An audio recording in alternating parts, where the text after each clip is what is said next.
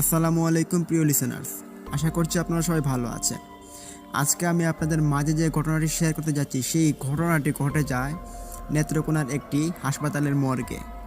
তো আপনারা অনেকেই মর্গে ঘটনা শুনতে চান, তো এই কারণে আজকে এই মর্গে ঘটনাটি নিয়ে আসা।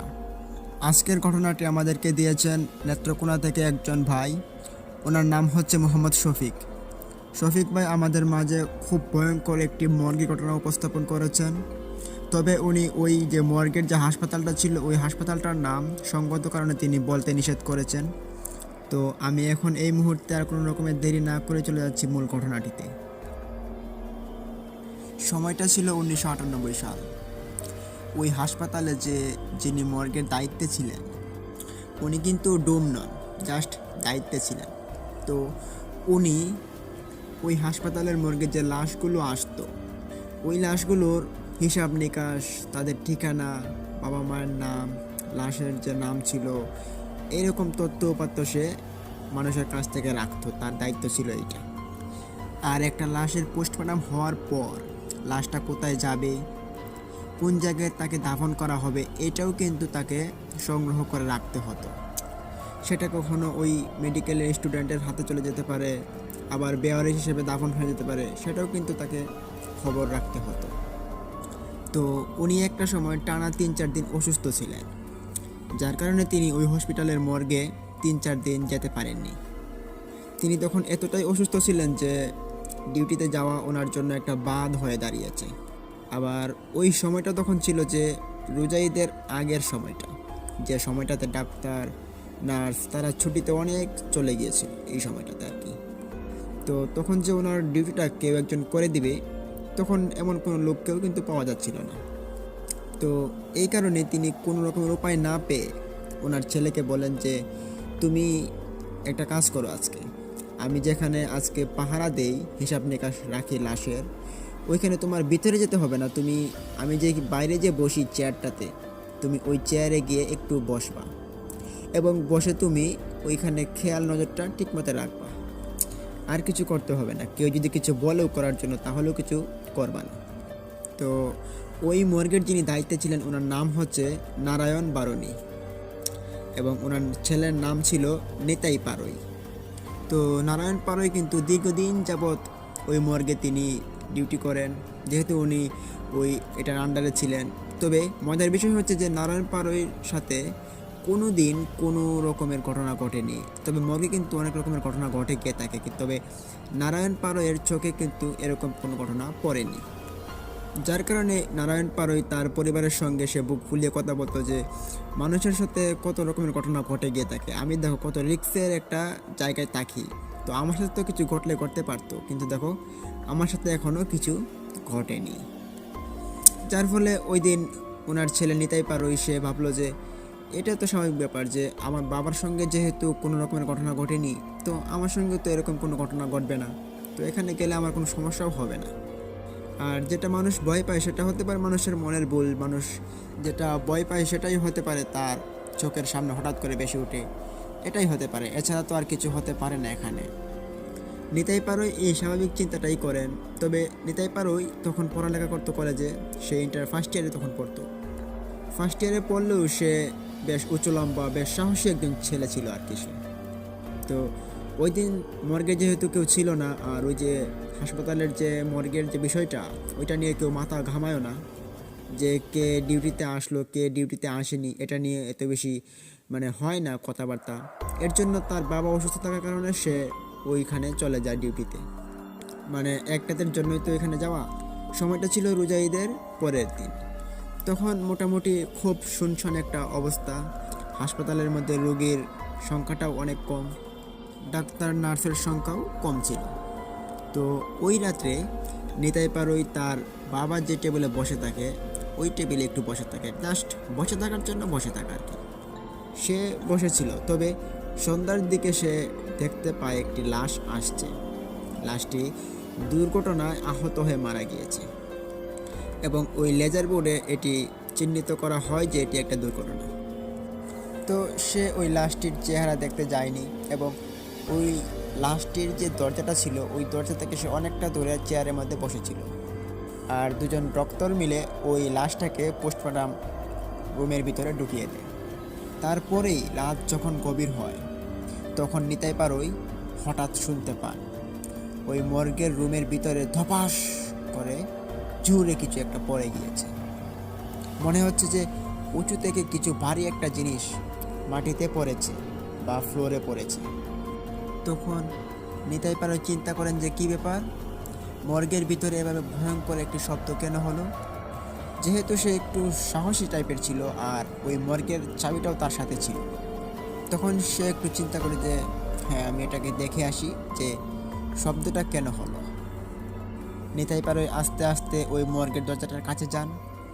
খুলবে কি খুলবে না সে একটু দ্বিধাদ্বন্দ্ব হতে থাকে যে দরজাটি খুলবো কি খুলবো না। তারপর হঠাৎ করে মনে হলো যে না, খুলি দরজাটা। তখন সে আস্তে আস্তে দরজাটা খুলে, দরজা খোলার পর সে লাইটটা অন করে। মর্গে তখন বেশি একটা লাশ ছিল না, একটা দুটা লাশ ছিল মর্গের ভিতরে। তো নিতাই পারই লাইটটি অন করার পর সে দেখতে পেল যে একটি লাশ মাটিতে পড়ে আছে এবং যে স্ট্রেচারটি, যে ওই যে পাশে থাকা যে স্ট্রেচারটি, ওইটা ফাঁকা। আসলে নিতাই পারই বুঝতে পারছিল না, সে যখন ডিউটিতে এসেছিল তার বাবার অবর্তমানে তারপর থেকে একটা লাশই ঢুকেছিল, যেটা কিনা দুজন ডক্টর মিলে তাকে পোস্টমর্টম করিয়েছে। তারপর তো আর কোনো লাশ ওইখানে ঢুকেনি। তো একটি লাশকে ওইখানে মাটিতে পড়ে থাকতে দেখে সে ভাবলো যে লাশটা কি ওইটাই ছিল, লাস্টের ওইটা, যে ওইটা কি ফ্লোরে রাখবে নাকি স্টেজটার উপরে রাখবে, এটা তো কেউ আমাকে বলেনি। তখন নিতাই পারই চিন্তা করেন যে কী ব্যাপার, লাশটা তো ওই স্ট্রেচারের উপরে থাকার কথা, মাটিতে কেন। তখন নিতাই পারই চিন্তা করেছেন হয়তো বা স্ট্রেচারের উপরে রাখা তার জন্য অসুবিধা বা লাশটার কোনো সমস্যা, যার কারণে তাকে ফ্লোরে রাখা হয়েছে। তখন সে আর একটা জিনিস লক্ষ্য করে যে ওই লাশটা যে ফ্লোরে পড়া ছিল, ওই লাশটার শরীরটা ছিল বেশ ভারী, স্থূল আকৃতির ছিল। তার কারণে সে ভাবলো যে হতে পারে যে তার শরীরের যে ওজনটা, এই ওজনটা মনে হয় স্ট্রেচারটা নিতে পারবে না, তার জন্য তাকে ফ্লোরে রাখা হয়েছে। তখন নিতাই পারই আরও একবার চিন্তা করেন যে সে শুনতে পেয়েছিল এখানে কিছু একটা পড়ে গিয়েছে। এটা মনে হওয়ার পর সে ভাবলো যে এটা হয়তো ওই লাশটাই হয়তো পড়ে গিয়েছে। স্ট্রেচার তো অনেক শক্ত, স্ট্রেচার যে ভেঙে যাবে এটার কোনো কথা না। তখন নিতাই পারই ভাবে যে ওই লাশটাকে কি সে স্ট্রেচারের উপরে তুলবে কি তুলবে না। তখন নিতাই পারই এই লাশটার যে চিরা কাটা শরীরটা ছিল ওইটা দেখার পর সে ভাবলো যে না, লাশটা পড়ে আছে, পড়েই থাক, আমি এখন আর ধরে আমার হাতটাকে নষ্ট করতে চাই না। পরে কী থেকে কি হয়, যদি তারা ওইখানে লাশটাকে ফ্লোরে রেখে যায় তো পোস্টমর্টমে যদি কোনো আলামত হয় তো বা বিভিন্ন কারণের জন্য তো হতে পারে যে ফ্লোরে রাখতেও পারে। নিতাই পারই লাশটিকে আর ধরেনি, তিনি আবারও ওই দরজাটা বন্ধ করে তিনি বাইরে চলে যান। বাইরে গিয়ে তিনি ওই চেয়ারটাতে আবারও বসে পড়েন। তখন বসে থাকতে থাকতে তার হঠাৎ একটু ঘুম ঘুম ভাব চলে আসে। হঠাৎ করে নিতাই পারই মনে হচ্ছিল যে মর্গের ভিতরে কোনো একজন মানুষ হাঁটাহাঁটি করছে।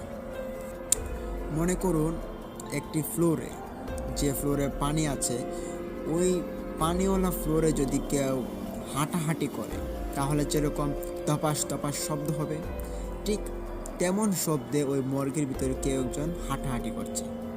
তো নিতাই পারইয়ের যে বাবা নারায়ণ পারই, তিনি নিতাই পারইকে আগেই বলেছিলেন যে মর্গের পাশে যে একটা গাছ রয়েছে বড়, আর ওই হাসপাতালে বেশ কয়েকটা বড় বড় বিড়াল রয়েছে, যে বিড়ালগুলো ওই বড় বড় গাছগুলোকে বেয়ে মর্গের যে ইন্ডিকেটর রয়েছে উপরের দিকে একটু ফাঁকা জায়গা, ওই ফাঁকা জায়গা দিয়ে ঢুকে পড়তে পারে মর্গের ভিতরে। বিড়ালগুলো ঢুকে অনেক সময় অনেক কিছু তছনছ করে থাকে আর কি।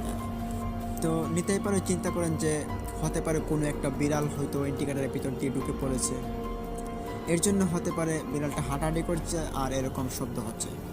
তো নিতাই পারই কিন্তু প্রথম দিকে ওই শব্দটার রহস্যটাকে সে অত বেশি পাত্তা দেয়নি, বিড়াল মনে করে। কিন্তু সময় অতিবাহিত হতে হতে তার একসময় মনে হলো যে বিড়াল হাঁটলে তো এরকম অদ্ভুত রকমের শব্দ হওয়ার কথা না, এত জোরে শব্দ হওয়ার কথা না, আসলে এই শব্দটা কিসের। তখন নিতাই পারই একটু সন্দেহ জাগে এবং সে আস্তে আস্তে ওই দরজার কাছে আবারও যায়। কাছে গিয়ে সে আস্তে আস্তে দরজাটা খুলে এবং মর্গের ভিতরে প্রবেশ করে ওই লাইটটি আবারও অন করে দেয়। লাইট জ্বালানোর পর সে দেখতে পায় যে ওই লাশটি এখানেই পড়ে আছে। সে যখন যাওয়ার সময় দেখতে পেল যেই জায়গাতে পড়ে আছে ঠিক সেই জায়গাতেই পড়ে আছে। তো শব্দটা কি হচ্ছিল সে চিন্তা করলো, যদি এটা বিড়ালেই হয়ে থাকে তাহলে এটাকে আমি একটু খুঁজি, দেখি পাই কিনা। পেলে ওটাকে মর্গ থেকে বের করে দিতে হবে, না হলে মর্গের ভিতরে সে উল্টাপাল্টা নষ্ট করে দেবে জিনিসপত্র। তখন নিতাই পারুই যে কাজটা করে, সে মর্গের যে কয়েকটা লাইট ছিল ওই লাইটগুলো সবগুলো অন করে দেয় এবং চারদিকে সে খুঁজতে থাকে। তারপর খুঁজতে খুঁজতে হঠাৎ করেই সে সত্যি সত্যি বিড়ালটাকে আবিষ্কার করে। দেখে বড় একটি বিড়াল, কিন্তু সেটি জীবিত নয়, মৃত। এবং মনে হচ্ছিল বিড়ালটাকে দেখেছে, বিড়ালটাকে কেউ একজন টান দিয়ে তার মাথাটা ছিঁড়ে ফেলেছে এবং তার বডি এক জায়গায় এবং মাথা আরেক জায়গায়। আর ওই বিড়ালটার রক্তে সারা ফ্লোরটা বেসে গিয়েছে। তখন নিতাই পারোয়ের মনে হলো যে খুব বেশিক্ষণ আগে ওই বিড়ালটি মারা যায়নি, তো কে মারলো? তখন নিতাই পারোয় আসলেই মনে মনে ভয় পেয়ে যায় যে আসলেই এখানে কি হচ্ছে, কে মারলো ওই বিড়ালটাকে। নিতাই পারোয় তখন চিন্তা করেন যে আর এক মুহূর্তও নয় এখানে, আমি দ্রুত এখান থেকে বের হয়ে যাব। এই চিন্তা করে নিতাই পারোয় যখনই পিছন ঘুরেছে, হঠাৎ করে সে দেখে পিছনে যে লাশটি নিচে পড়েছিল সেই লাশটি দাঁড়িয়ে আছে। এই দৃশ্য দেখে নিতাই পারোয় প্রচণ্ড একটা চিৎকার দিয়ে সে দরজার দিকে দৌড়ে যেতে থাকে, কিন্তু দরজা পর্যন্ত সে যেতে যেতেই সে সেন্সলেস হয়ে পড়ে যায়। পরের দিন সকালবেলা যখন ওই হাসপাতালের যে কর্মচারী, ডক্টর বা মর্গের যে কর্মচারীরা ছিল, তারা যখন এসেছে সকালবেলা, এসে দেখতে পারে যে ওই মর্গের দরজাটা খোলা এবং ওই নিতাই পারোয় সে দরজার সামনে সেন্সলেস হয়ে পড়ে আছে। সবাই নিতাই পারোয়কে জ্ঞান ফেরানোর জন্য চেষ্টা করে, তার মুখে পানি ছিটায়। তখন এক পর্যায়ে নিতাই পারোয়ের জ্ঞান ফেরার পরেই নিতাই পারোয় সব ঘটনাগুলো তার সাথে থাকা যে কর্মচারীগুলো ছিল সবাইকে খুলে বলল। তো অদ্ভুত ব্যাপার যে নিতাই পারোয়ের বর্ণনা অনুযায়ী লাশটি স্ট্রেচ থেকে নিচে পড়েছিল, কিন্তু আসলেই সবাই এসে যখন মর্গের ভিতরে ঢুকে দেখে ওই লাশটি স্ট্রেচারের ওপরেই ছিল, লাশটি নিচে ছিল না। তবে একটি বিষয় সবাই আবিষ্কার করে, ওই বিড়ালটার মাথা সত্যি সত্যি এখানে দুভাগে বিভক্ত ছিল এবং ওই বিড়ালটার ডেড বডি এখানে পাওয়া যায়। এই ছিল আজকের প্রথম ঘটনা। তো ইতিমধ্যে আরও একটি ঘটনা আপনাদের মাঝে আমি উপস্থাপন করতে যাচ্ছি। তার আগে প্রিয় লিসেনার্স, একটি কথা আপনাদের মাঝে না বললেই নয়। প্রথম ঘটনাটি কেমন লেগেছে? যদি ভালো লেগে থাকে তাহলে লাইক দিন, কমেন্ট করুন, শেয়ার করে বন্ধুবান্ধবদের মাঝে ছড়িয়ে দিন এবং অবশ্যই আমাদের চ্যানেলটিকে সাবস্ক্রাইব করুন এবং পাশে থাকা বেল আইকনটি অন করুন। তো আমি আর দেরি না করে চলে যাচ্ছি আমাদের দ্বিতীয় ঘটনাটিতে। প্রিয় লিসেনার, দ্বিতীয় যে ঘটনাটি আপনাদের মাঝে আমি উপস্থাপন করব, সেই ঘটনাটি একটি রক্তহীন করার মতো একটি অ্যাম্বুলেন্সের ঘটনা। তো আপনারা অনেকেই অ্যাম্বুলেন্সের ঘটনা কমেন্টে চান, তো যার কারণে আজকে এই অ্যাম্বুলেন্সের ভয়ঙ্কর ঘটনাটি আপনাদের মাঝে এই মুহূর্তে উপস্থাপন করতে যাচ্ছি। তবে অ্যাম্বুলেন্সের যে ঘটনাটা, ওই ঘটনাটা কিন্তু সচরাচর পাওয়া যায় না। আপনাদের জন্য খুব কষ্ট করে একটা ঘটনা ম্যানেজ করেছি, এই ঘটনাটি আপনাদের মাঝে এখন উপস্থাপন করতে যাচ্ছি। আশা করি এই ঘটনাটিও আপনাদের কাছে ভালো লাগবে। ঘটনাটির সময়কাল 2009 সাল, আর এই ঘটনাটি যার সঙ্গে ঘটে গিয়েছে তার নাম হচ্ছে রফিক। উনি পেশায় একজন অ্যাম্বুলেন্সের ড্রাইভার। ওনার যে কাজটা ছিল, উনি দুইটা হাসপাতালের মধ্যে যে রোগীগুলো থাকতো ওই রোগীগুলো তিনি আনা নেওয়া করতেন, এরকম একটা পর্যায়ে ছিলেন তিনি। তখন যে হাসপাতালের রোগী বা লাশগুলো তিনি আনা নেওয়া করতেন, এই হাসপাতালগুলোর নাম ছিল, একটি হচ্ছে মিটফোর্ড হাসপাতাল এবং আরেকটার নাম হচ্ছে ঢাকা মেডিকেল কলেজ। উনি সাধারণত ঢাকা মেডিকেল কলেজের দিকেই বেশি থাকতেন, কারণ এখানে দেখা যাচ্ছে যে রোগীর যে টিপটা এবং যে উনি ভাড়া মারতেন ওই বিষয়টা কিন্তু এখানে বেশি ছিল, যে ঢাকা মেডিকেল কলেজের দিক দিয়ে ওইখানে রোগীরা বেশি থাকতো। এই কারণে কিন্তু তিনি ওই ঢাকা মেডিকেল কলেজের কাছেই বেশি থাকতেন। তো যেদিন এই ওনার সাথে ঘটনাটি ঘটে যায় ওই সময়টা ছিল আগস্ট মাস, আর বার ছিল মঙ্গলবার। তো এই সময়টাতে ওইখানে অনেক গরম ছিল।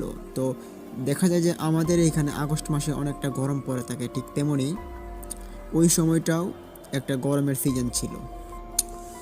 তখন ওই সময় রাত বাজে প্রায়, ওনার ভাষ্য অনুযায়ী রাত তখন 11টা কি 12টা বাজে।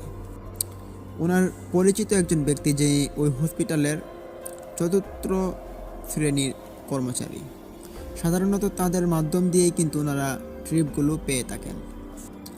সে ব্যক্তি এসে তাকে জানায় যে আরিচার যে জায়গাটা রয়েছে ওই জায়গাটার পাশে একটা গ্রাম রয়েছে, সেই গ্রামে একটি লাশ পৌঁছে দিতে হবে।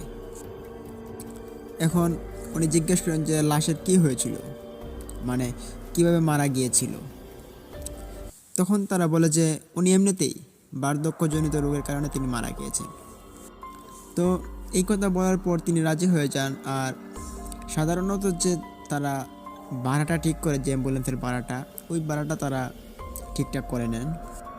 কেননা এখানে দেখা যাচ্ছে যে ওই যে ভাড়ার যে একটা অংশ, ওই অংশটা যিনি তাকে ট্রিপটা এনে দিবে তাকে এক অংশ ওইখান থেকে দিতে হবে। ঠিক হলো যে তখন 7,000 টাকায় ওই লাশটাকে তিনি আরিচায় পৌঁছে দিবেন। ওই সময় ওই 7,000 টাকা, যেহেতু ওনাকে কোনো নদী পার হতে হচ্ছে না, কোনো ফেরি দিয়ে পার হতে হচ্ছে না, তিনি রাস্তা অতিক্রম করে তিনি 7,000 টাকা পেয়ে যাবেন, তখন ওনার জন্য বেশ ভালো একটি অ্যামাউন্ট ছিল ওই টাকাটা। তখন 7,000 টাকা থেকে ওই চতুর্থ শ্রেণীর কর্মচারীকে তিনি 2,000 টাকা দেন এবং 5,000 টাকা ওনার পকেটে রাখেন, এবং তিনি ওই লাশটাকে নিয়ে রওনা দেওয়ার সিদ্ধান্ত করেন। এবং ওই যে তাদের যে একটা টাকার যে লেনদেনটা, ওই লেনদেনটা কিন্তু আগেই করতে হয়, মানে ভাড়া পৌঁছে দেওয়ার আগেই তাদের সাথে লেনদেনটা ক্লিয়ার করতে হয়। কেননা দেখা যাচ্ছে যে এমনও সময় হয় যে লাশকে বাড়িতে নিয়ে যাওয়ার পর মানুষ কান্নাকাটিতে মেতে উঠে, তাদের অ্যাম্বুলেন্সের যে ভাড়া দিতে হবে সেটা কিন্তু কেউ খেয়াল করে না। এর জন্য ওই যে ভাড়ার যে বিষয়টা, এটা কিন্তু তারা আগে থেকেই ফুরিয়ে ফারিয়ে নিত। যারা অ্যাম্বুলেন্সের ফাউন্ডেশনে ছিল তারা এরকম একটা চুক্তি করে নিয়েছিল। তারপর যখন লাশটি নিয়ে আসা হয়, লাশটির সঙ্গে 4 জন মানুষ ছিল, 3 জন পুরুষ, 1 জন মহিলা। গাড়িতে ওঠার আগে রফিক সাহেব তিনি যে এই টাকার যে লেনদেনটা তিনি করেন, কিন্তু ওনারা কোনো উচ্চস্বর না করেই তারা ওনার যে টাকাটা চেয়েছিল ওই টাকাটাই তারা রাজি হয়ে যায় লাশটাকে নিয়ে আসার জন্য আর কি। গাড়ি চলতে থাকে। রাত তখন প্রায় 1টা বাজে। তখন ওনারা মানে মানিকগঞ্জের যে রাস্তাটা ওইটা তারা পার হয়ে যাবেন এমন একটা পর্যায়ে তারা আছেন। তখন যেতে হলে সামনে একটা উতুলি নামক একটি জায়গা রয়েছে। ওই উতুলি নামক জায়গাটি পার হয়ে ওইখান দিয়ে যেতে হলে ওই উতুলের উপর দিয়ে তারপর বাম দিক দিয়ে যেতে হবে, এবং ওই রাস্তাটা পাকুড়িয়া গ্রামের দিকে গিয়েছে এবং সোজা আরিচা গ্রামের দিকে ওই রাস্তাটা একবারে চলে গিয়েছে। স্বাভাবিকভাবেই যখন আরিচা ঘাটের দিকে ফেরি অত বেশি পার হয় না, পাকুড়িয়া ঘাট দিয়েই হয়। এর জন্য ওই আরিচা ঘাটের যে রাস্তাটা গিয়েছে ওই রাস্তাটা বেশ নীরব ছিল। দিনের বেলা ওই রাস্তা দিয়ে খুব কম গাড়ি আসা যাওয়া করতো, এবং রাতের বেলা তো কোনো কথাই নেই। যখন উতুলি নামক জায়গাটিতে তিনি গাড়ি নিয়ে এসেছেন তখন অনুভব করতে পারে যে হঠাৎ গাড়িটি একটি অদ্ভুত রকমের ঝাঁকি দেয়। সাধারণত ব্রেক করা ছাড়া যদি কোনো আইল্যান্ডের মধ্যে যদি গাড়ি হোঁচট খায় তাহলে যেমন খুব জোরে একটি ঝাঁকি খায়, ঠিক তেমনভাবে একটি ঝাঁকি খেয়েছে, যেটা খুব অদ্ভুত দেখাচ্ছিল। তখন স্বাভাবিকভাবেই তো মানুষ যদি কোনো ঝাঁকি খায় তাহলে ভিতর থেকে বলে যে এই গাড়িটা আস্তে চালাও, দেখে শুনে গাড়ি চালাও। কিন্তু না, ওই রফিক সাহেবকে কিন্তু এরকম কোনো কথাই বলেনি ওই পিছনে থাকা যাত্রীগুলো। তো তিনি ভাবছেন যে তিনি আগেও যখন এই জায়গাটিতে এসেছেন তখন দিনের বেলা কোনো স্পিড ব্রেকার ছিল না, কোনো আইল্যান্ড ছিল না। তো হঠাৎ কেন এভাবে একটা জাঁকি খেলো? উনি ভাবলেন তখন যে হতে পারে যে চাকার নিচে কোনো ইট বা শক্ত কোনো জিনিস পড়েছে, যার কারণে গাড়িটা জাঁকি দিয়েছে। তিনি এই বিষয়টাকে একটু এত লক্ষ্য করে দেখেননি। উনি 7-5 না ভেবেই তিনি সোজা চলে যাচ্ছেন। তো উনি যখন আরিচার রাস্তা দিয়ে ঢুকেন তো ওই রাস্তাটা কিন্তু খুবই নীরব। তো আপনারা যারা যারা এই আরিচার রাস্তা দিয়ে আসা যাওয়া করেছেন তারা হয়তো জানেন যে এই আরিচার যে রাস্তার পাশে ওইখানে কিন্তু এত গণবসতি বা মানুষের আসা যাওয়া আড্ডা এগুলো কিন্তু খুব বেশি একটা নেই। তবে ওইখানে দীর্ঘ পথ কোনো মানব বসতি নেই। তারপর অনেকটা দূরে ওইখানে একটা ঘাট রয়েছে এবং ওই ঘাটের যে আগের রাস্তাটা ছিল ওই রাস্তার আশপাশে আপনারা কোনো ঘর বা কোনো বসতি দেখতে পাবেন না। এখন সামান্য কিছু হয়েছে, তবে আগে তো এটাও ছিল না।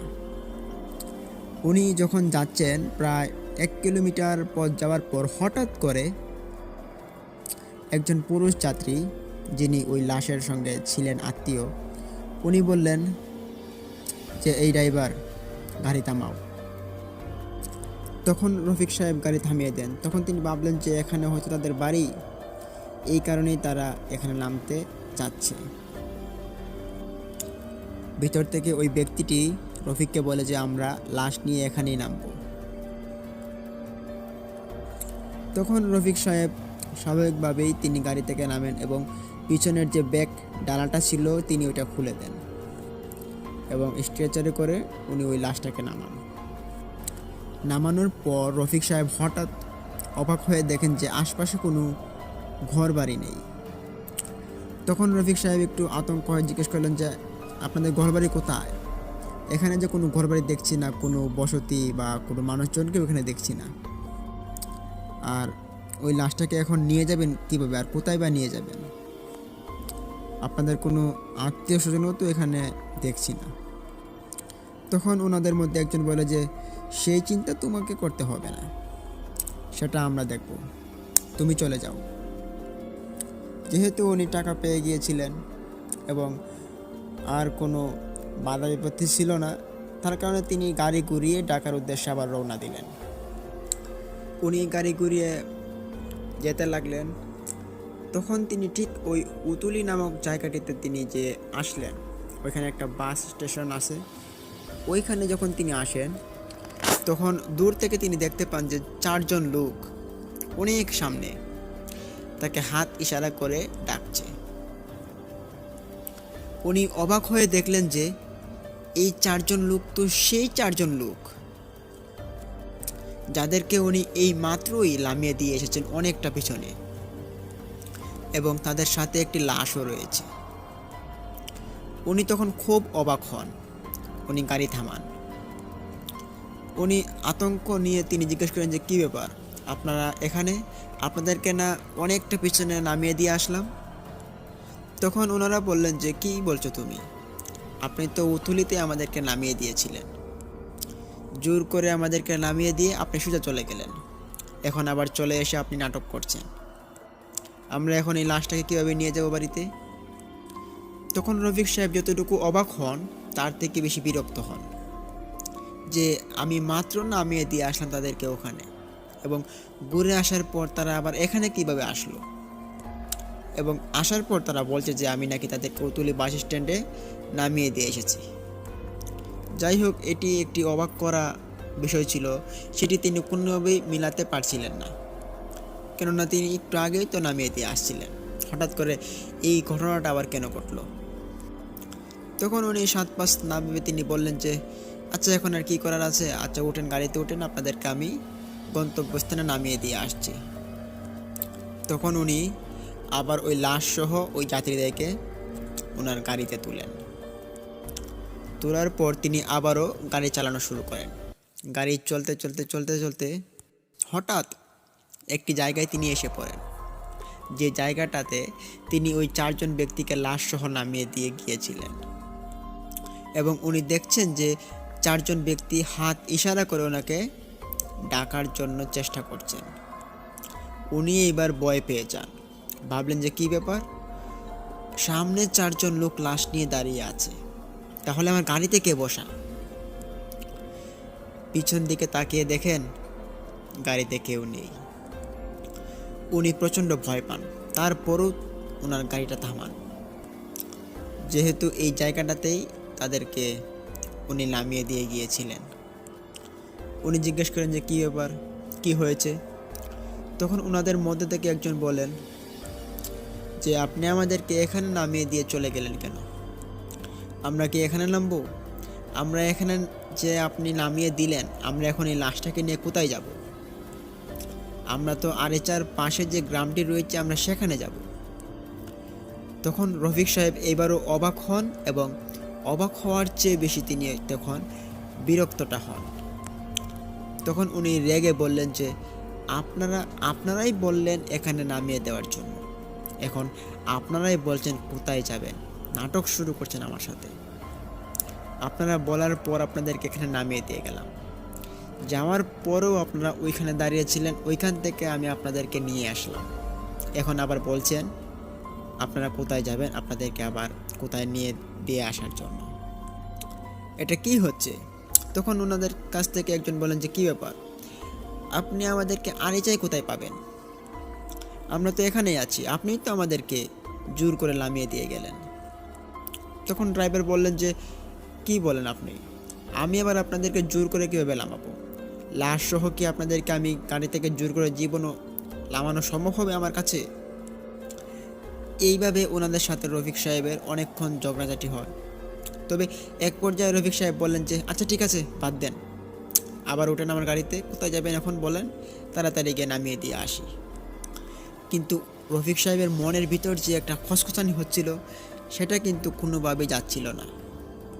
যে এখানে আমি তাদেরকে নামালাম এবং উতুলি বাস স্ট্যান্ডে যাওয়ার সময় তাদের সঙ্গে আবার দেখা, তারা বলল নাকি আমি তাকে জোর করে নামিয়ে দিয়েছি, কি হচ্ছে এটা? উনি মনে মনে খুব ভয় পাচ্ছিল। তবে যেহেতু তো ওনার বয়সটা ছিল 45 বছরের মতো ছিল, রফিক সাহেবের বয়সটা আর কি, এবং মোটামুটি 20-22 বছর বয়স হওয়ার পর থেকে কিন্তু তিনি ওই অ্যাম্বুলেন্স গাড়িটাকে তিনি চালান। তো অনেক ঘটনাই কিন্তু ওনার সাথে রাস্তাঘাটে ঘটে গিয়েছে, টুকিনাকি ঘটনা। তবে এই ধরনের যে অদ্ভুত বিষয়টা, এটা কিন্তু ওনার সঙ্গে আগে কোনো দিন ঘটেছে কিনা সেটি তিনি ভেবেও পান না। তো উনি গাড়ি চালাচ্ছিলেন, প্রায় 1.5 কিলোমিটার যাওয়ার পর হঠাৎ একজন বলেন যে একটু গাড়িটা থামান। তখন রফিক সাহেব বলেন যে এখানেই কি আপনারা নামবেন? পিছন থেকে বলে যে না, আমরা এখানে নামবো না, তবে আমাদের একটি কাজ আছে এখানে। এই কথা বলে গাড়ি থেকে একজন নামেন এবং বাকি সবাই অ্যাম্বুলেন্সের ভিতরে বসে থাকেন। তখন রফিক সাহেবের একটু প্রাকৃতিক ডাকে সাড়া দিয়েছিল, ওনার একটু সময় নিয়ে তিনি আবারও গাড়িতে চলে আসেন। কিন্তু তখন তিনি গাড়ির কাছে এসে দেখতে পারেন যে অদ্ভুত ব্যাপার, গাড়িতে একটা মানুষও নেই, একজন মানুষও নাই, কিন্তু গাড়িতে লাশটা ঠিকই রয়েছে। তখন ওনার মনে একটা ভাবনা আসে যে লাশ দিয়ে মানুষজনরা কিন্তু গাড়ি আটকানো বা গাড়ি চুরি করার একটা ফন্দি মানুষ এঁটে থাকে, অনেক সময় দেখা যায় এটা। ওনার সাথে সেই ধরনের ঘটনা ঘটছে না তো? তখন উনি চিন্তা করেন যে আসলেই কি এই লোকটি মারা গিয়েছেন কিনা, এটি একটু চেক করে দেখি।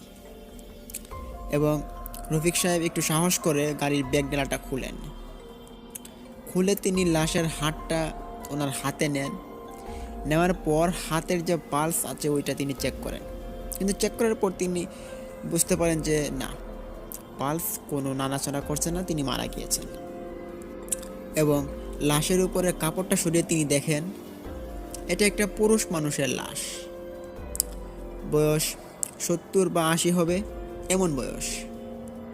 তো দেখে মনে হয়েছিল যে উনি একটু স্বাভাবিকভাবে মারা গিয়েছিলেন।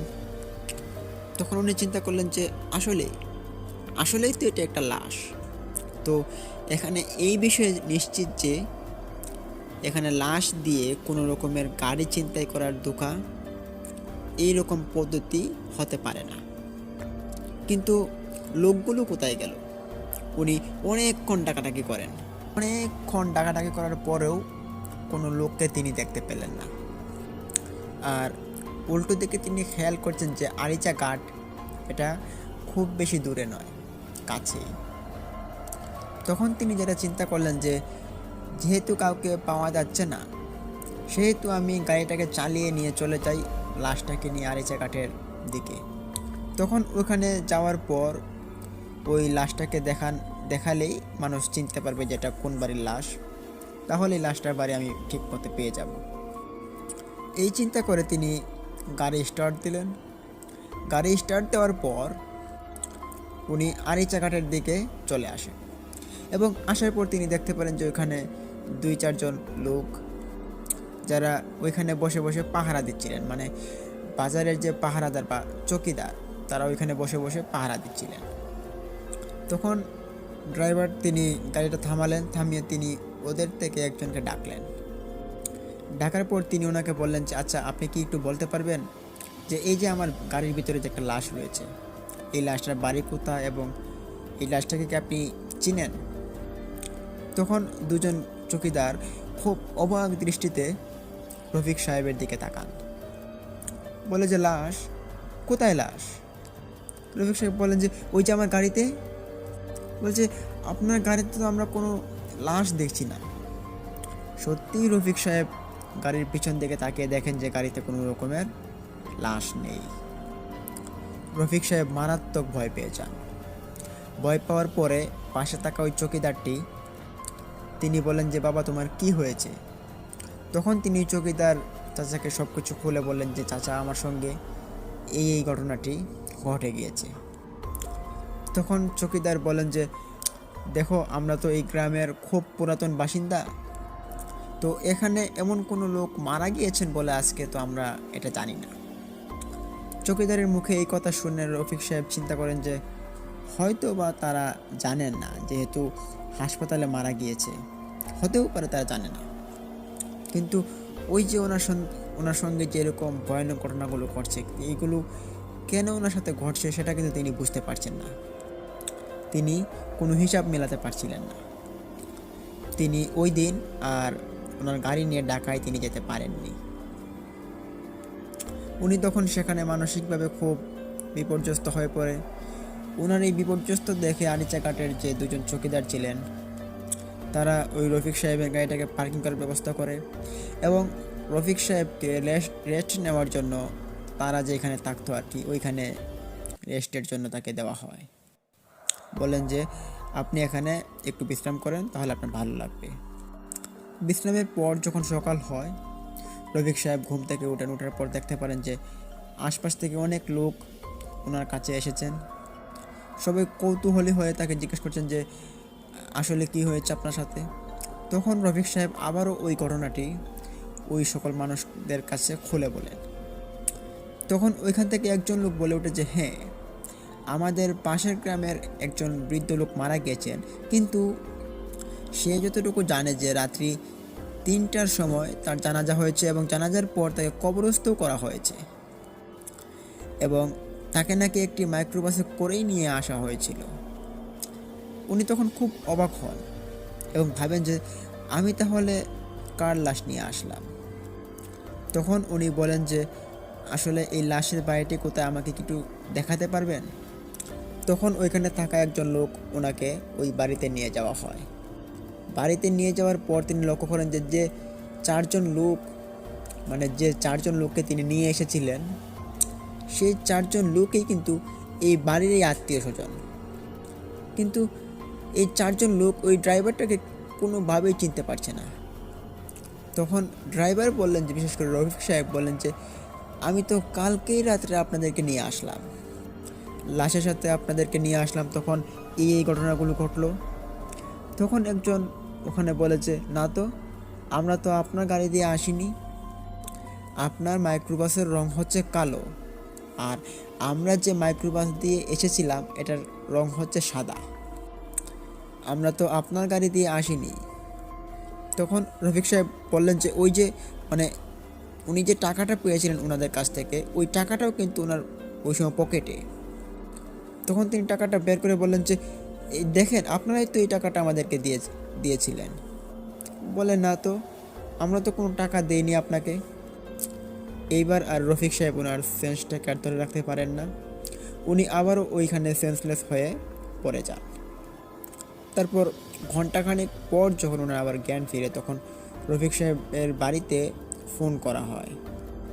ওনার বাড়ি থেকে লোক আসার পর সেই ব্যক্তি রফিক সাহেবকে ড্রাইভ করে ওনাকে ঢাকায় নিয়ে চলে যান।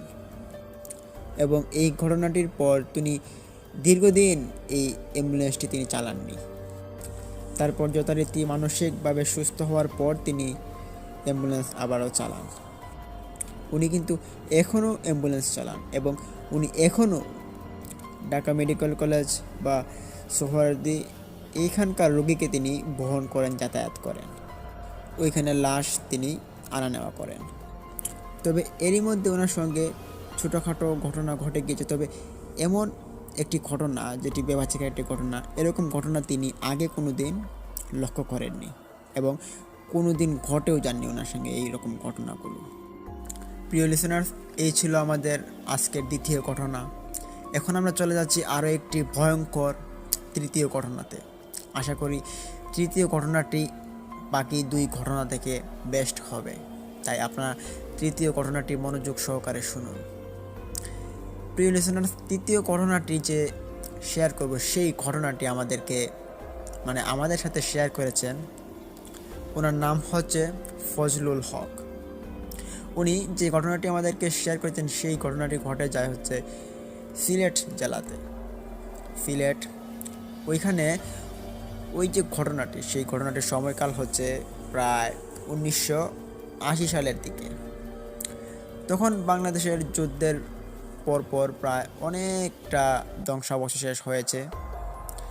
এরপরেই কিন্তু বাংলাদেশের যে নির্মাণ কাজটা, ওইটা কিন্তু সচরাচর চালু হয় এবং ওই যে সচরাচর চালু হয়, এটার পরিপ্রেক্ষিতেই এখানে একটি ঘটনা ঘটে যায়।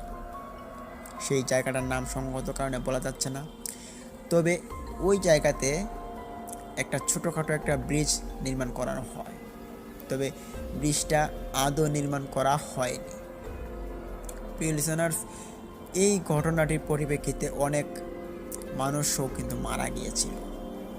তবে এই যে বাঁধ নির্মাণ, তারপরে ওই বাঁধের উপর দিয়ে একটি পুল নির্মাণ, একটা ব্রিজ নির্মাণ, ওই ব্রিজটাকে নির্মাণ করার কাজ যখন শুরু হয়েছিল, তখন নানান ধরনের মিস্ত্রি এবং ইঞ্জিনিয়াররা আসার পর ওই জায়গাটা পরীক্ষিত করে এবং তারা ওই জায়গাতে পিলার গাড়বে বলে আশা করে। ওইটা একটা গাং ছিল, ওই ছোটোখাটো গাং ছিল, ওই গাঙের উপর দিয়ে ব্রিজটাকে নেবেন তারা। তবে ওই যে ব্রিজটাকে নেবেন তারা, ওই ব্রিজটার তারা ভাবলেন যে একটু চওড়া করে নেবেন। তার কারণ হচ্ছে এই ব্রিজের উপর দিয়ে দুইটা বাজার রয়েছে দুই পাশ দিয়ে।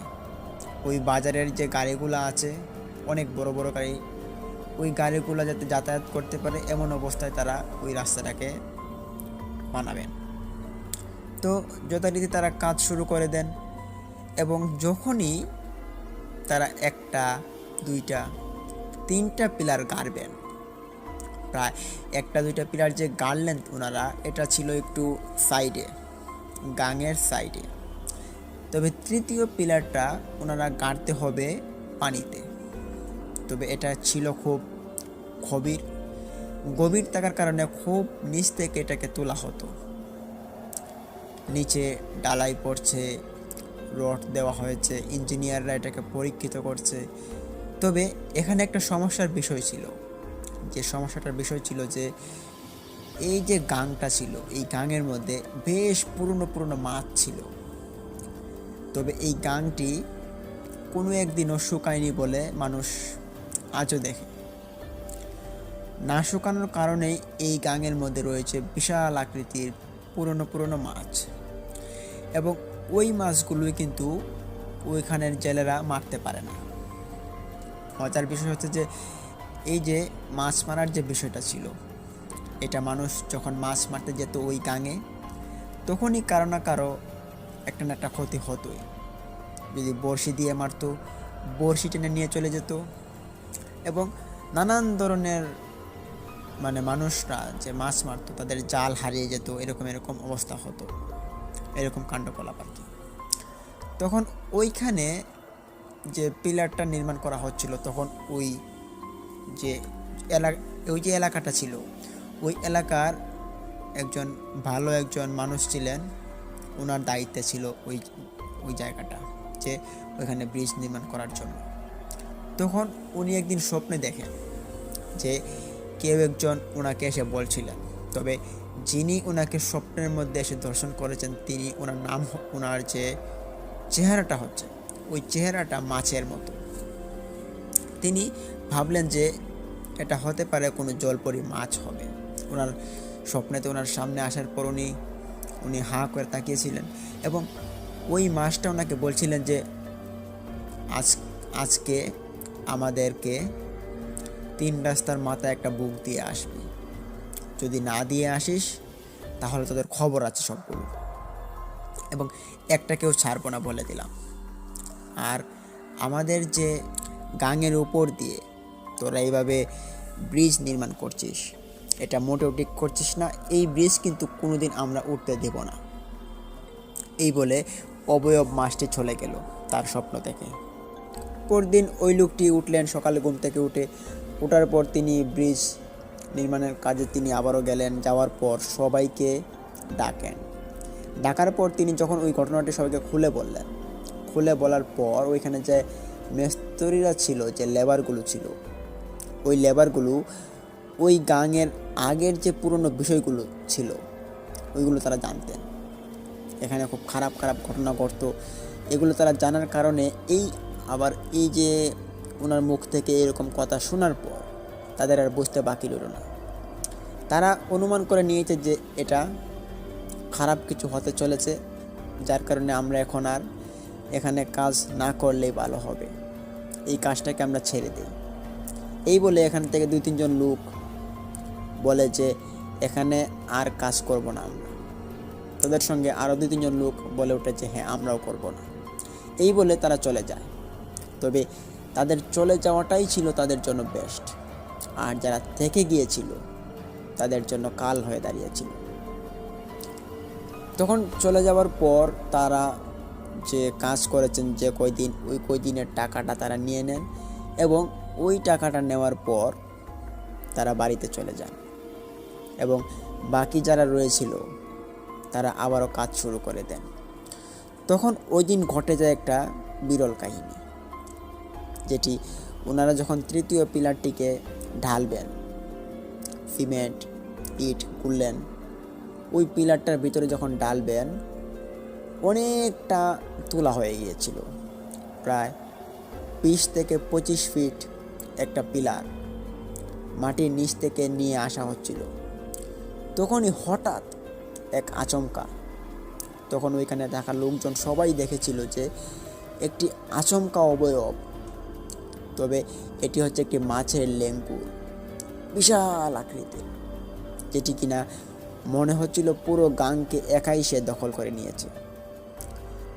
এত জোরে একটা বাড়ি দিয়েছে যে একটা পিলারের মধ্যে, যে পিলারটা গড়িয়ে গিয়েছে, এবং উপরে থাকা যে ব্রিজের অনেকাংশ কাজ হয়েছিল সেই অংশটুকু একবারে পানিতে ছড়িয়ে দিয়েছে। একবারে কাম শেষ।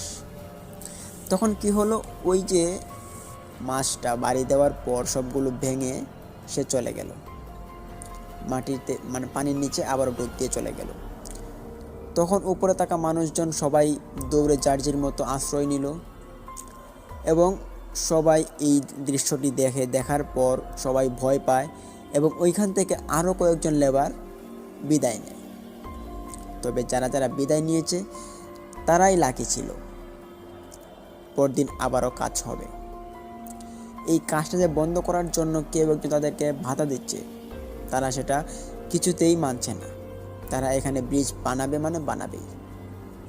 তারপর যখন পরদিন আবারও ওই ব্রিজ বানানোর জন্য লোকজন আসে সকালবেলা, আসার পর পিলারের যখন মালগুলো গুলা হয়, ওই উপর থেকে একজন মানুষ পড়ে যায়।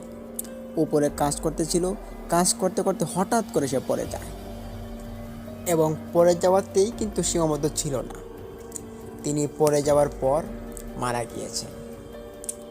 এটা দেখতে পারেন ওইখানে কর্মচারীবৃন্দ সকলেই দেখতে পেরে ওনারা সবাই শোকাহত হন।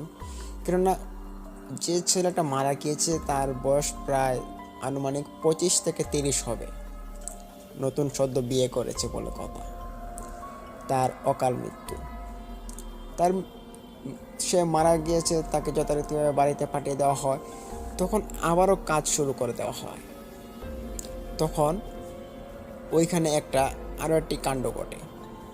যখন দুপুরবেলা হয়ে যায়, ওই সময় কিন্তু সকল যে লেবাররা ছিল তাদের খাবারের সময়টা হয়। ওই খাবারের সময়ে আরও একটি ঘটনা ঘটে। যখন ওই কন্ট্রাক্টরটা বাড়িতে চলে গিয়েছিল এবং কিছু লেবাররা ওই ব্রিজের উপর থেকে নিচে নামলেন, ওদের সাথে কিছু ইঞ্জিনিয়ারও ছিল। প্রায় ওখানে 14 থেকে 15 জন মানুষ ছিল, মানে কমতে কমতে। আর ওই মানুষগুলোর সঙ্গেই দুপুরবেলা একটা ঘটনা ঘটে যায়। তারা যখন খাওয়া দাওয়া করছিলেন, তারা সম্ভবত বাড়িতে যেতেন না, বাড়ি থেকে ভাত নিয়ে চলে আসতেন।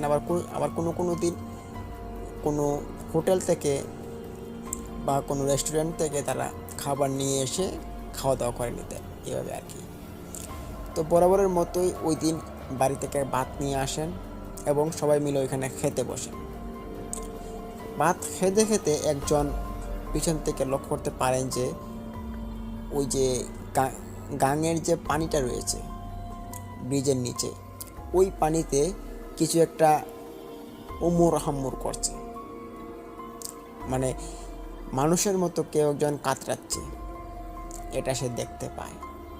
দেখার পরই সে আঙ্গুল দিয়ে ইশারা করে, দেখো ওই পানির মধ্যে কিছু একটা আছে। তখন ওই লোকটার কথা শুনে সব মানুষ পিছন দিকে তাকায়, তাকে সবাই একই দৃশ্য দেখতে পারে যে ওই পানি থেকে ঘুরে ঘুরে কিছু একটা ওঠার চেষ্টা করছে। তখন সবাই বিস্মিত হয়ে হাতের বাতটুকু ফেলে দেয় মাটিতে, অনেকে ভয় পায়, কিন্তু সবাই এক জায়গায় দাঁড়িয়ে আছে। দাঁড়িয়ে থাকতে থাকতে সবাই দেখতে পারে যে ওই পানির নিচ থেকে টর্নেডোর মতো পানি ঘুরছে, এবং ঘুরতে ঘুরতে এমন একটি অবয়ব ওইখানে হাজির হয়। তখন ছিল ঠিক দুপুর, প্রায় মধ্য দিন শুরু হয়েছে, সূর্য ঠিক মাথার উপরে। এরকম একটা অবস্থায় একটি অবয়বের দেখা ছিল, কালো, তবে মাছের মতো ছিল। একদম অর্ধেক ছিল মাছ এবং অর্ধেকটা ছিল মানুষের মতোই বলা যায়, তবে সে একটা মাছের মতো দেখা যায়। সে উঠে বলছে যে, তোমরা এখান থেকে চলে যাও, না হলে তোমাদের একটাকেও ছাড়বো না। আর এই ব্রিজ কোনোদিন এখানে আমরা বানাতে দিব না, আর তোমরা যতই চেষ্টা করো আমরা এই ব্রিজটাকে ভেঙে গুঁড়ো গুঁড়ো করে দেব। তাই বলছি, এখানে কোনো ব্রিজ বানানোর চেষ্টাও করবা না। এই বলে অবয়বটি পানিতে ডুব দিয়ে চলে গেল। তখন ওইখানে থাকা লোকজন সবাই দেখতে পায় একই দৃশ্য। দেখতে পেয়ে এক একজনের মুখ আর মুখের জায়গায় নেই, সকলে ভয় পেয়ে কাবু হয়ে গিয়েছেন। কন্ট্রাক্টর আসার পর জিজ্ঞেস করা হয়, তখন ঘটনা খুলে বলেন এরকম এরকম হয়েছে। আবার ওই পাশে যে একটা বাজার ছিল, ওই বাজার থেকেও কিছু মানুষ যখন দুপুরে আসছিল বাজারে, তারাও দেখতে পায় যে এই অবয়বটিকে। তখন আস্তে আস্তে করে এক কান দুই কান হতে হতে, যেহেতু গ্রামের একটা তরিকা আছে, যেমন গ্রামের মধ্যে মানুষ হয় কি যে একটা ঘটনা যদি পায় তাহলে এক কান দুই কান হতে হতে এটা পুরো গ্রাম ছড়িয়ে যায়। ঠিক তেমনি ওই কথাটা পুরো গ্রাম ছড়িয়ে গিয়েছে, এবং ওই যে ঘটনাটা, এটা শোনার পর ওইখান থেকে অনেক মানুষ, বড় বড় মানুষ, তারা এসে বাধা দেয় যে এখানে কোনো রকম ব্রিজ নির্মাণ না করাটাই ভালো হবে। তখন ওই কন্ট্রাক্টরকে বলেন যে এই ব্রিজটা এখানে নির্মাণ না করলেই ভালো হবে, কিন্তু না, ওই যে ব্রিজের কন্ট্রাক্টর, সে ছিল একটু লোভী টাইপের। সে ভাবছিল যে যদি আমি এখন এই ব্রিজের কাজটা ছেড়ে দিই তাহলে কর্তৃপক্ষের কাছ থেকে আমি টাকা পাবো না, আর টাকা না পেলে আমার অনেক বড় লোকসান হয়ে যাবে। তখন সে যেভাবেই হোক ওইখানে কাজ করবে বলে সিদ্ধান্ত করে, বলে যে কাজ চলবে এবং কাজ তোমাদেরই করতে হবে। এটা কি না কি দেখেছো উল্টাপাল্টা, এসব কিছু না, কাজ শুরু করো। তখন ওইখান থেকে আরও কয়েকজন লোক ছাঁটাই করা হয়, তবে ছাঁটাই করা হয়নি, তারা নিজ ইচ্ছায় ওখান থেকে চলে যায়। আর কিছু লোককে রাখা হয়, তাদেরকে খুব বেশি বেতন দেওয়া হবে বলে লোভ দেখিয়ে তাদেরকে ওইখানে রাখা হয়। তখন স্বাভাবিকভাবেই কাজ চলছিল, একদিন 2 দিন যাচ্ছিল। কাজ করতে করতে যখন ওই আগের মতো পিলারটাকে, 3য় নাম্বার পিলারটি সিরিয়ালে চলে আসে, তখন ওই 3য় নাম্বার পিলারটিকে গাড়ার সময় হয়েছে। পিলারটিকে যখনই গাড়ে, তো নিচ থেকে তুলছিল, সব কিছু ভালোই চলছিল। আস্তে আস্তে তুলতে তুলতে অনেকটা তোলা হয়েছে। হঠাৎ যখনই পিলারটাকে জয়েন দেওয়া হবে, কিছু একটা অবয়ব পানির তল থেকে দিল জোরে একটা বাড়ি। একবারে খেয়ে ওই পিলারটা ভেঙে পড়ে, এবং ওই পিলারটা ভেঙে যাওয়ার সাথে সাথেই ওই উপরের যে ব্রিজের যে কাজের যে অংশটুকু ছিল, যেমন ইট, বালু, সিমেন্ট, তারপরে যে ওই জোড়া দেওয়া অংশগুলো ছিল, সবগুলো ভেঙে পড়ে যায় এবং নিচে থাকা মানুষ সবগুলো মারা যায়। এবং মারা যায় ওইখানে ওই কন্ট্রাক্টরও। তাদের অদ্ভুত মৃত্যুতে অনেক মানুষই এটার রহস্য খোঁজার জন্য ব্যাখ্যা চেষ্টা করে দেখেন, কিন্তু এই রহস্য যে খুঁজতে হলে ভালো কিছু মানুষের কাছে যেতে হবে।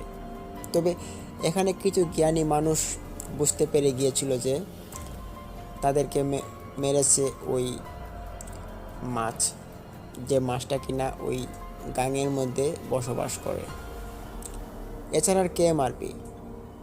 এই মাছটা তাদেরকে আগে হুমকিও দিয়েছিল, হুঁশিয়ারি দিয়েছিল, কিন্তু তারা মানেনি। যাই হোক, ভালো হয়েছে যেটা হয়েছে। এই ভেবে কিছু মানুষ ছেড়ে দেয়, আবার কিছু মানুষ এটাকে ছাড়ে না। তারা ভাবলো যে এটার কোনো একটা ফায়সালা তদন্ত করবেই। তখন যেটা করা হয়, ওইখানে তখন নতুন নতুন কিছু ডুবুরি বের হয়েছিল। ওই ডুবুরি 2জনকে ডাকা হয়। তখন ডুবুরি 2জন রাজি হয়নি, বেশ কিছু টাকার বিনিময়ে দিয়ে তাদেরকে রাজি করানো হয়। তাদের কাজ হচ্ছে তারা পানির নিচে গিয়ে দেখবে যে কি আছে। তখন যথারীতিভাবে ওই ডুবুরিগুলো পানির নিচে লাফ দেন। ডুব দিয়ে যাওয়ার পর ওখানে তারা যা যা দেখতে পারেন, সেটা দেখার পর একজন ওইখানে রীতিমতো সেন্সলেস হয়ে পড়ে। তারা দেখছিলেন যে যখনই তারা পানির নিচে গিয়েছেন, পানির নিচে যখন ঘুরছেন কিছু দেখতে পারছেন না, তখনই তাদের একজনের হঠাৎ চোখ যায় বাম পাশ দিয়ে। বাম পাশে দেখতে পারে যে কেমন একটি মাছের মতো, তবে মাছ না, মানুষের মতো, তবে মানুষ না। এটি একটি অবয়ব, যার শরীরটা ছিল বেশ কালো, পুরো শরীরটা কালো। এই অবস্থা আর কি। এটা দেখার পর ওইখানে একজন সেন্সলেস হয়, এবং আরেকজন ছিল, উনি খুব শক্ত মনের মানুষ ছিলেন।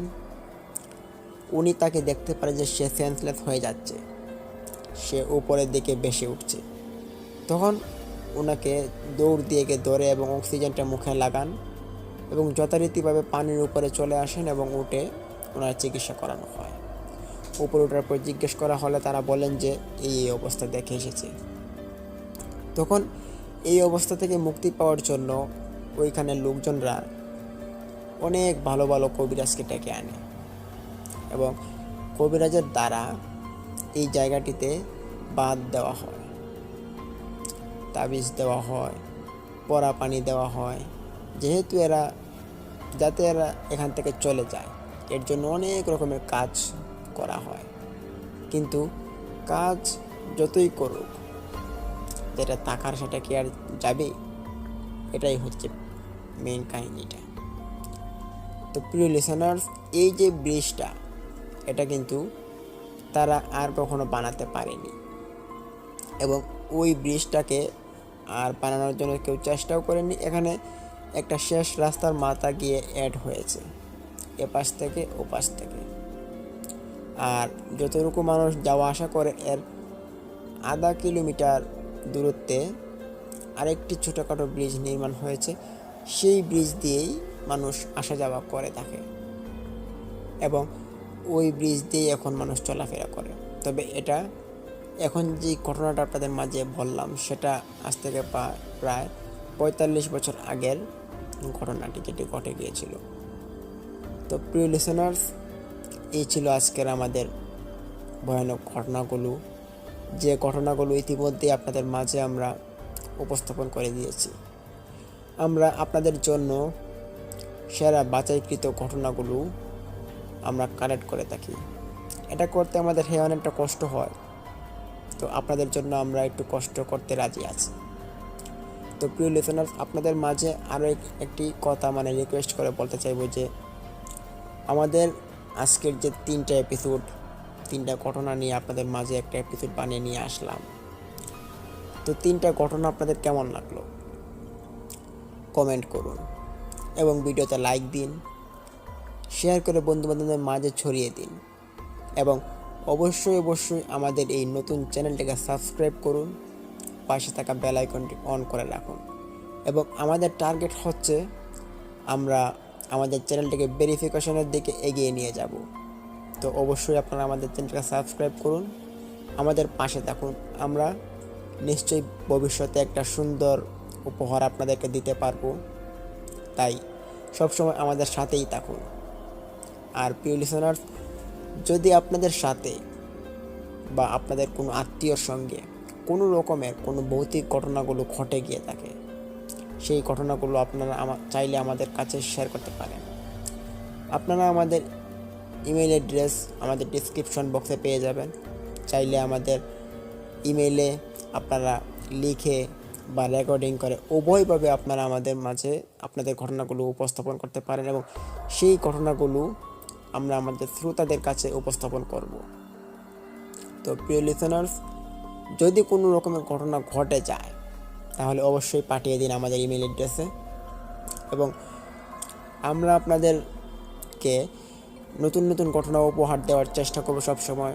যদি আপনার সাথে থাকেন, তাহলে আমাদের আরেকটু সহজ হবে আমাদের পথটা অতিক্রম করা। তো আপনারা আমাদের জন্য সবাই দোয়া করবেন, এবং আমরা যেন এগিয়ে যেতে পারি, তার জন্য আপনারা আমাদের সাথে থাকবেন। হ্যাঁ, আমরা অনেকটা এগিয়ে এসেছি, এটা শুধুমাত্র আপনাদের জন্য এসেছি, এবং আপনাদের হাত ধরে আমরা অনেকটা এগিয়ে যেতে চাই। তাই অবশ্যই আপনারা আমাদের সাথে থাকুন। তো প্রিয় লিসেনার্স, আজকের মতো এই পর্যন্ত আমি আপনাদের কাছ থেকে বিদায় নিতে চলেছি। তো দেখা হচ্ছে কালকে কোনো নতুন একটি এপিসোড নিয়ে। তো কালকের যে এপিসোডগুলো আপনাদের মাঝে উপস্থাপন করব, সেই ঘটনাগুলো আমি মনে করি আজকের থেকে অনেক বেস্ট হবে। তো কালকের ঘটনাগুলো আপনারা শুনবেন, আশা করি আপনাদের একটা ভালো লাগবে। তো প্রিয় লিসেনার্স, এই মুহূর্তে আমি বিদায় নিচ্ছি। সবাই ভালো থাকুন, সুস্থ থাকুন। আসসালামু আলাইকুম।